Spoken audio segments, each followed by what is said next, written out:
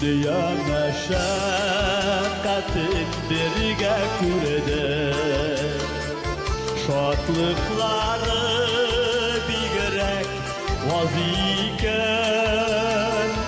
siyugine tügül kaygısını da ortaklaşkan keşin sinirken, kileşekte bulsun balalarının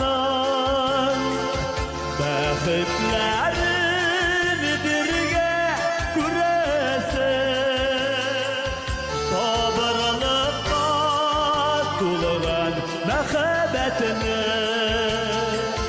Ya Xudayım artık kurmeşim, sabırlıkta tulgan mehabbetini. Ya Xudayım artık kurmeşim.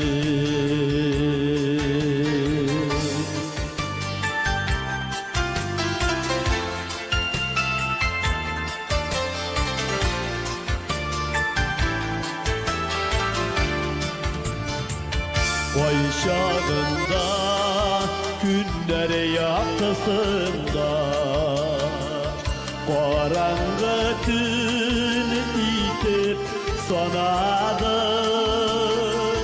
ağır şokta dişler kısıp tüzide, mehabbetini güya sınadı. Kileşekte bulsun balalarının bextlerini birge küresin, sabırlıkta tulgan mehabbetini. Ya Xudayım artık kurmeşim.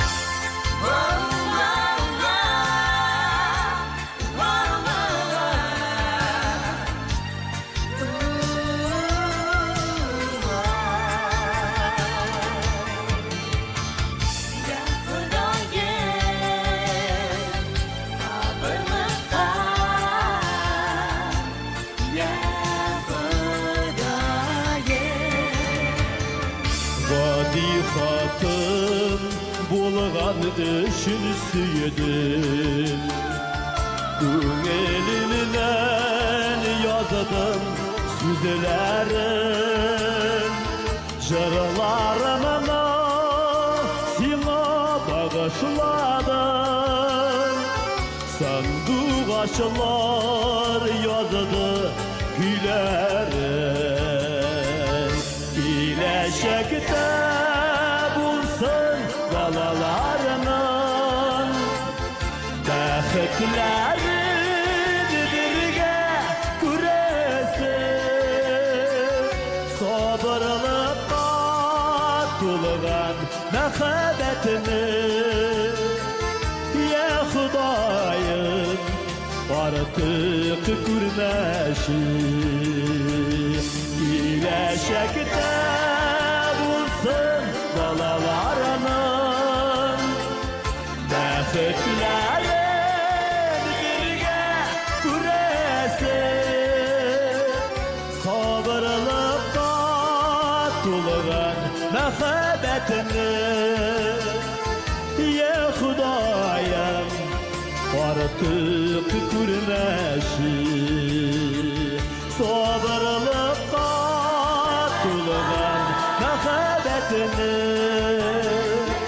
Ya Xudayım artık kurmeşim, ya Xudayım artık kurmeşim.